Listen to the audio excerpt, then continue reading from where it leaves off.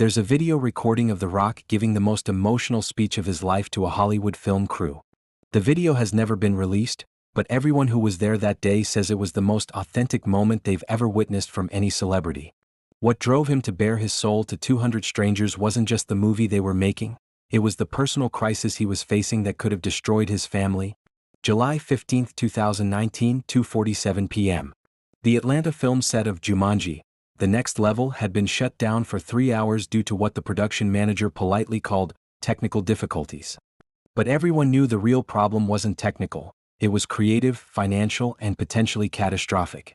The movie was $15 million over budget, 6 weeks behind schedule, and facing pressure from Sony Pictures executives who were questioning whether the project should be completed at all. Morale was at an all-time low, with crew members openly discussing whether they should start looking for other jobs. In the middle of this chaos, Dwayne Johnson was sitting in his trailer, staring at his phone and trying to process the most devastating news he'd received in years.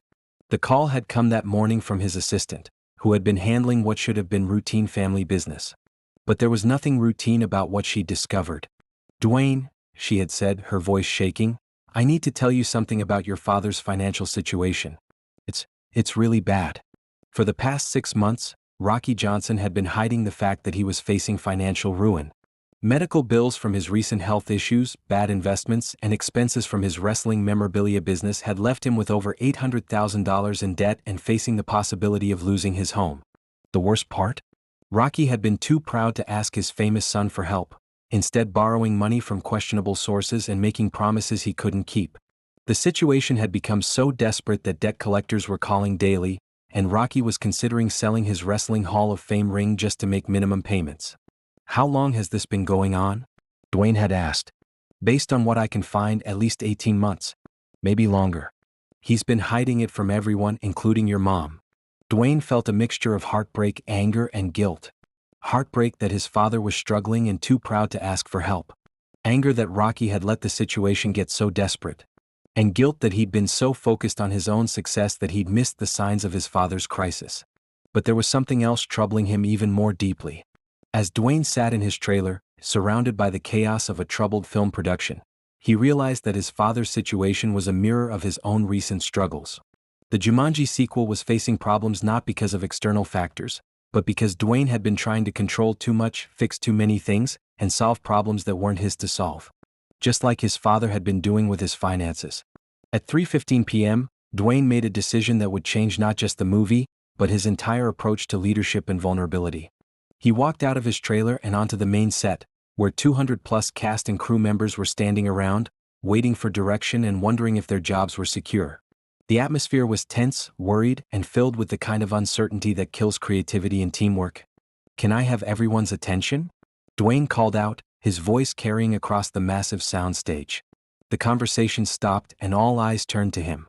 These were experienced Hollywood professionals who had worked with major stars before, but something about Dwayne's demeanor told them that this wasn't going to be a typical pep talk or damage control speech. "I want to tell you all something," Dwayne began, "and I want to be completely honest with you, even though it's not easy for me to say." He looked around the room, making eye contact with individual crew members, recognizing faces he'd worked with for months. "This morning I learned that my father, a man I love and respect more than anyone in the world, has been struggling with problems that he was too proud to share with his family. He's been trying to handle everything alone, and it's been destroying him." The set was completely silent now. This wasn't what anyone had expected to hear from their leading man. "And sitting in my trailer just now, I realized that I've been doing the same thing on this movie. I've been trying to control every aspect of this production, trying to solve problems that should be solved by teams, and in the process I've made things worse instead of better." Dwayne paused, gathering his thoughts and his courage for what he wanted to say next. "The truth is, this movie is in trouble. We're over budget, we're behind schedule, and everyone from the studio executives to the craft services team knows that something isn't working. But instead of talking about it honestly and finding solutions together, I've been trying to fix everything myself." He walked closer to the center of the group, his voice growing stronger and more emotional. "I learned something about myself today that I don't like. I learned that sometimes my need to be strong, to be the guy who has all the answers, actually makes me weak. It makes me isolated. It makes me less effective as a leader and less valuable as a partner." The crew was hanging on every word. This level of vulnerability from a major star was unprecedented, especially in the middle of a troubled production. "So I'm going to do something that scares me," Dwayne continued. "I'm going to ask for your help. Not just your professional skills, but your ideas, your creativity, your honesty about what's working and what isn't." He looked directly at Jake Kasdan, the director, who had been shouldering enormous pressure trying to manage the production challenges. "Jake, I want you to tell me and tell everyone here what you really think we need to do to make this movie great. Not what you think I want to hear, but what you actually believe." Jake was surprised by the directness of the request, but after a moment's hesitation, he stepped forward. "Honestly, I think we've been trying to make this movie too big, too complicated. We've been so worried about topping the success of the first film that we've lost sight of what made it special: the relationships between the characters and the fun of the adventure." "What else?" Dwayne asked. "I think we need to simplify some of the action sequences, focus more on the comedy and heart, and trust that the audience cares more about the characters than they do about elaborate special effects." This opened the floodgates. For the next hour, crew members, actors, and department heads shared honest feedback about the production. Not complaints or blame, but genuine insights about how to improve the movie and the working environment. The conversation was remarkable not just for its honesty, but for how it transformed the energy on set. Instead of worried employees waiting for direction, they became collaborators invested in solving problems together. But the most powerful moment came when Dwayne shared something even more personal. "I want to tell you why this matters so much to me," he said, his voice becoming quieter and more reflective. "When I was a kid, my family moved constantly because my dad was chasing wrestling opportunities that never quite worked out the way he hoped. We lived in apartments, in other people's houses, sometimes in our car. The set was completely silent now, with 200 people hanging on every word. Those experiences taught me that security comes from being valuable, from being the person that others can depend on. So I've spent my entire career trying to be that person. The guy who never fails, never shows weakness, never admits that he doesn't have all the answers." Dwayne's voice cracked slightly as he continued. "But this morning I learned that my father, this incredibly strong, proud man, has been suffering alone because he learned the same lesson I did. He learned that asking for help feels like admitting failure." He wiped his eyes, not trying to hide the emotion he was feeling. "I don't want to teach my daughters that lesson. I don't want them to think that strength means never being vulnerable, never asking for help, never admitting that you're human." The impact of these words on the crew was immediate and visible.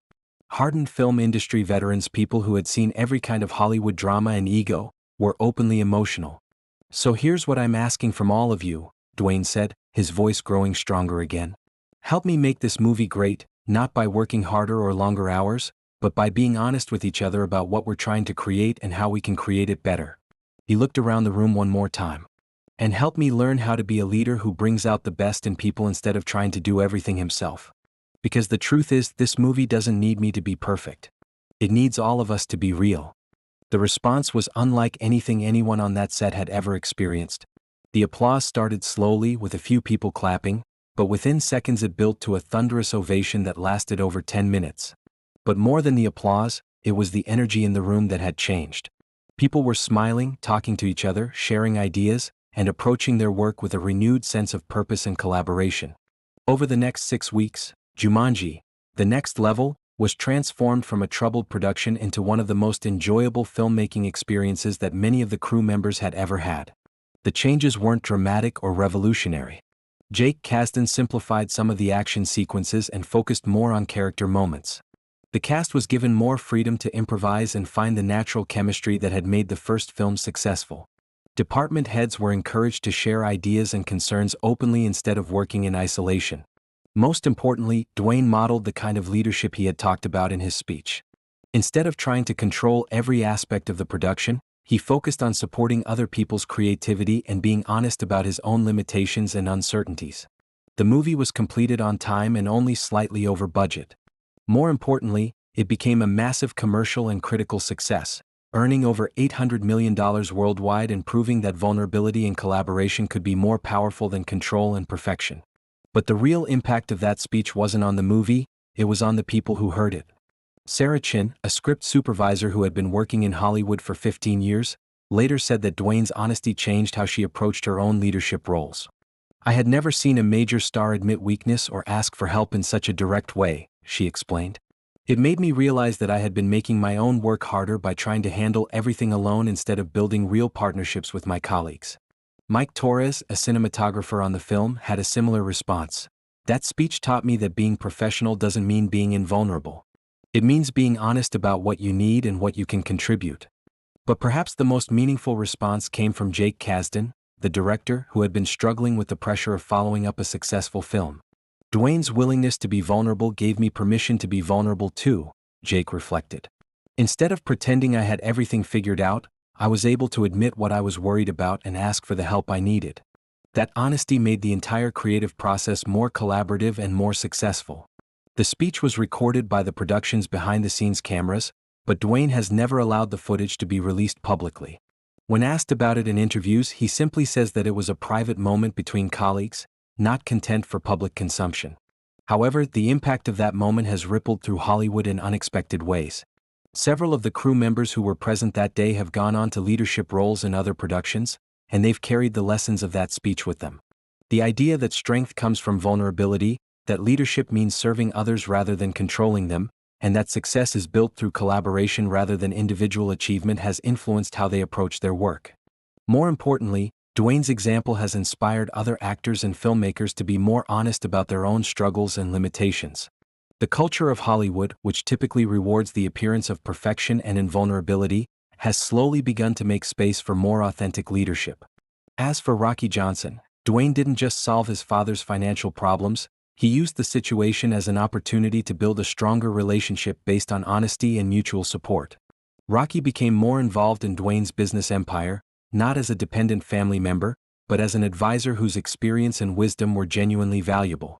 Today, when young actors ask Dwayne for advice about building sustainable careers in Hollywood, he often tells them about that afternoon on the Jumanji set. The most powerful thing you can do as a leader, he explains, is to show people that success doesn't require perfection, that you can be strong and vulnerable at the same time, that asking for help isn't a sign of weakness, it's a sign of wisdom. The speech that made grown men cry in Hollywood wasn't memorable because of its eloquence or its inspiration.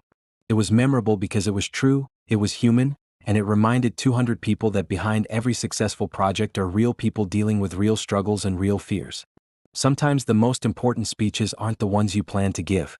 They're the ones that come from your heart when you're brave enough to tell the truth about who you really are and what you really need.